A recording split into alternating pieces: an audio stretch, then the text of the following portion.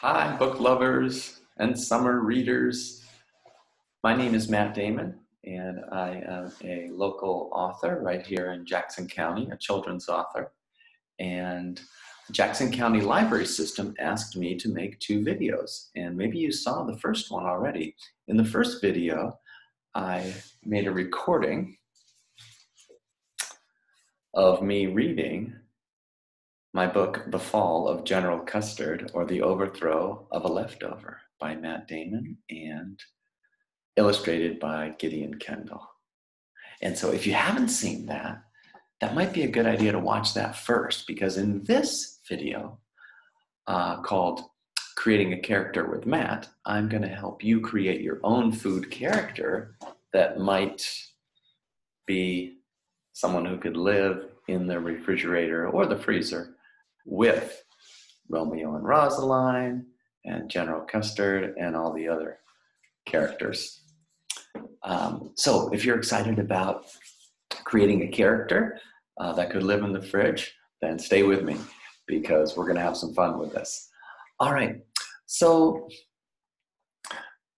when a writer is writing a story, a fiction story specifically, fiction of course being a story that's made up, one of the things that a writer has to do is make up characters, okay?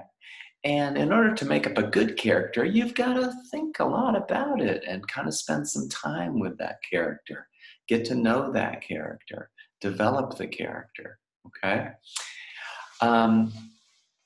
Well, writers that develop the character, obviously that's going to be a better character. The reader is going to understand the character better if you, as the writer, understand the character. So we got to get to know our characters. And one of the things that you can focus on is what writers call character traits. A trait is kind of like a part of someone's personality, usually. So for example, a trait could be friendly. A trait could be mean. A trait could be shy. A trait could be nervous. A trait could be maybe greedy, right? And maybe even someone who's hurtful to other people.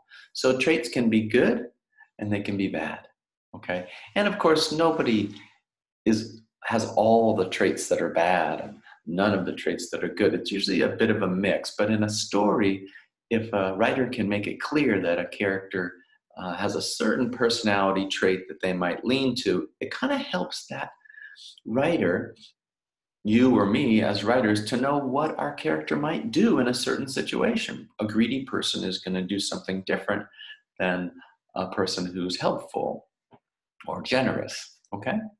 All right, so when I was writing The Fall of General Custard, I got the idea of having a world inside of a refrigerator. And of course, the characters then would be the foods in the refrigerator.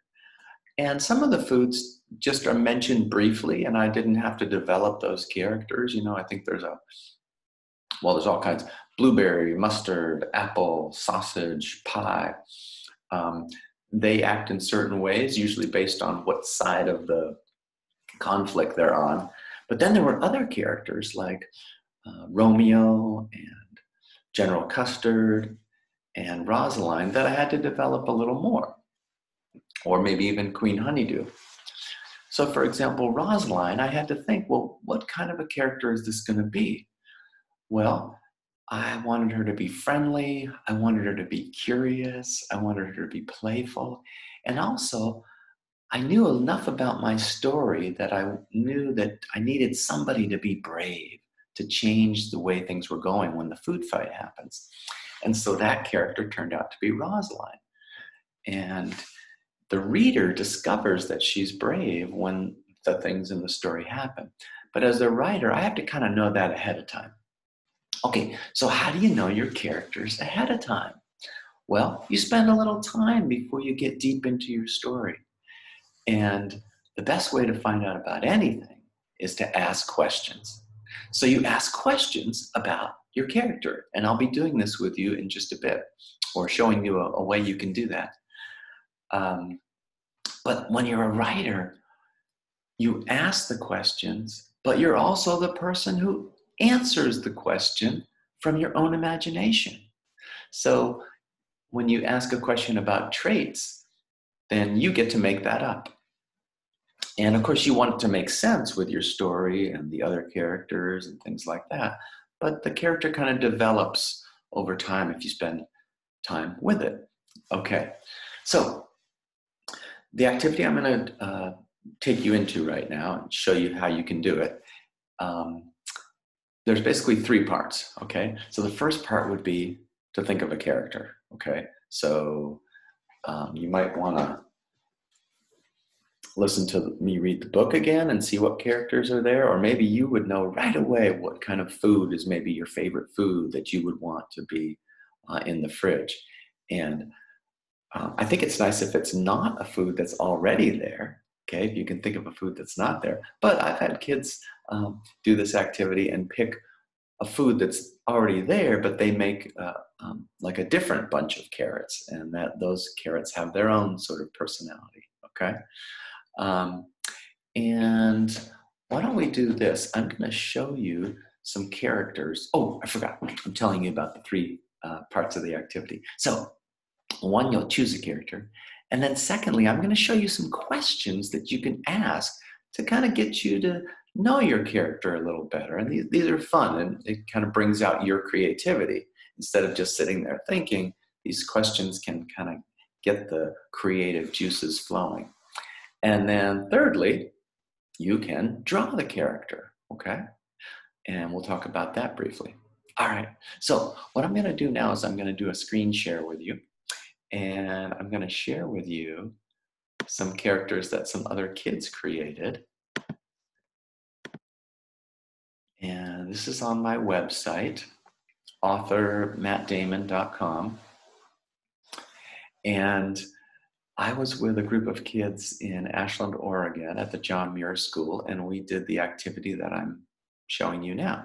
So the kids came up with a character they wanted to do. And for example, this is Caramel Apple by Griffin. And you'll see when we do the writing activity, you'll think of things like their best friend or things they like to do. So Caramel Apple by Griffin, best friend, sour apple, favorite thing to do, eat, favorite book, joy of cooking. Okay. And here we have King Cantaloupe by Ariana. And of course, we have a Queen Honeydew, so she went with, oh, maybe if there was a king, it would be a cantaloupe. And then I love this avocado here. This is Pit by Saleha.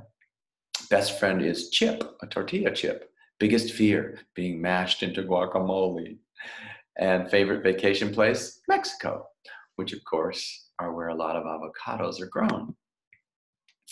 And here we have Inda Ice Cream by Olivia. Best friend, Sasha Strawberry. Biggest fear, melting. Favorite vacation place, Northern Canada. And I think that brainstorm of favorite place, I think helped her with her drawing, because I'm imagining this is snow falling and they are maybe visiting Northern Canada. And here we have a character from the freezer rather than the fridge. This is Tiny Dude, the Ice Cream Cube by Jonas. And here finally, George Donut and Glob Broccoli. Favorite thing to do? Bowling. Okay, and just that idea of how would a donut and some broccoli bowl? Like, what would they use for the bowling ball? What would be the bowling lanes? So what happens in this activity as you get to know your character, it can also help you come up with ideas for what could be in the story. And that's what writers do. They just kind of keep building on different ideas and go down different paths in their imagination to sort of see what might work best. And not all the paths end up being what you use, but that's part of the creative process. Okay, so I'm going to take you back to the screen where you see me. And so after you pick your character, then what I want you to do is to use this worksheet. And I know you don't have a copy of it, but you can easily freeze this video screen and just work from the little headings here. So my favorite food character from the fridge. And then you would just fill this out. So you'd put your character's name in, and I just did an example of one that I made up. My food's name is Ringo String Bean. Best friend, Pauline Peapod. Okay, so maybe they grew up together in the same garden and then ended up in the refrigerator. I don't know. Maybe there's a whole garden story that can come out of this. Favorite thing to do? Hang out on the vine. Okay, so of course peas grow on a vine, or string beans and peas grow on a vine, and so hanging out would be the thing to do. Favorite sport? Scarecrow wrestling. So maybe in the garden they would see scarecrows wrestling. Favorite book? Jack and the Beanstalk. Okay, just kind of going with that bean theme. Biggest fear? Wild artichokes. I don't know if you all know what artichokes are. Some of you have probably had them. Some of you maybe not. But the artichoke is very prickly, and they do grow in the wild. So I thought that would be kind of maybe scary to another vegetable. All right. Favorite vacation place? Any Caribbean island. And of course, Caribbean has the word bean in it. Favorite song? Green Gardens by the String Bean Band. And favorite TV show? Meet the Radishes. You know, just a show about some other vegetables that maybe Ringo would watch. All right, and finally, other information about my food. Pauline lets Ringo borrow her peas to practice juggling. And of course, that list, you could have lots of those different things, just anything that you want to add about your character. So this just gets you thinking about your character, okay? And you don't have to follow this exactly. Maybe you get a different idea of something. And you don't have to go in order. If you get stuck on one, like you can't think of their favorite sport, don't worry about it. Just skip to the next one, okay? This is a tool for you to be creative, not to have to finish this exactly or fit perfectly into it. It's to get you thinking about your character. Okay. All right. And then, of course, the third thing that you would do is you would draw your character. Once in a while, I have some kids or a few kids in a large group that might want to draw first and then do the writing later. But I tend to think the writing works best to do that first, get the juices going, and then it helps you know a little bit about how you might draw your character. Okay. So let's go back to the drawings. So you can see these kids had just a piece of paper and colored pencils. And a lot of them started with just a regular pencil. And that way you can erase it nicely and so on. And in fact, I've had kids do their whole character in just pencil. So you don't need a lot of tools for this, okay? If you just have pencil and paper at home, use that. If you happen to have anything to add color, then go ahead and use that. All right? And I hope you have a lot of fun with this activity. When you come up with a character, you can imagine it in my book, but you can also imagine your own story, and you can add new characters, and you might have a whole other thing happening in the fridge, or maybe your characters leave the fridge. I don't know. This is the exciting thing about writing, is it gets your imagination going, and anything can happen. If you create a character and you want to send it to me, I'd love to see it. You can send it to my website, and you just go to this contact bar, and then you can tell me that you would like to send me something, and then, or actually you can send me your email, and then we can communicate that way, and I can get you,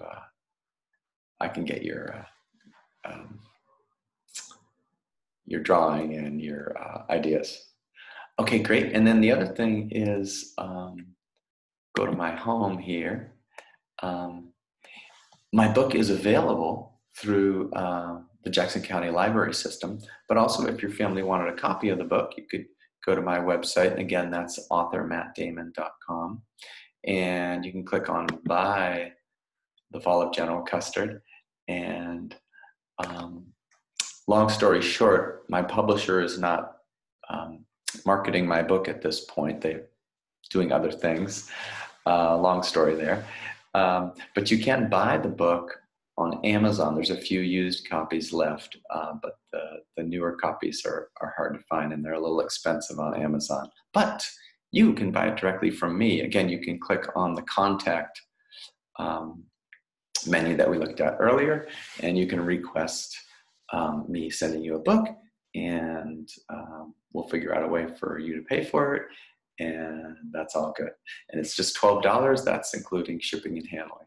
Okay, but the main thing is that you enjoy this activity, enjoy your own creativity. When you think about your life, think about what you can create rather than what you can get in life. And you'll find that your mind and body are happier when they're creating instead of trying to get stuff. Okay? All right. I wish you the best. I hope you have a great summer of reading and play. And I hope maybe even our paths cross at some point. All right. Happy reading. Bye.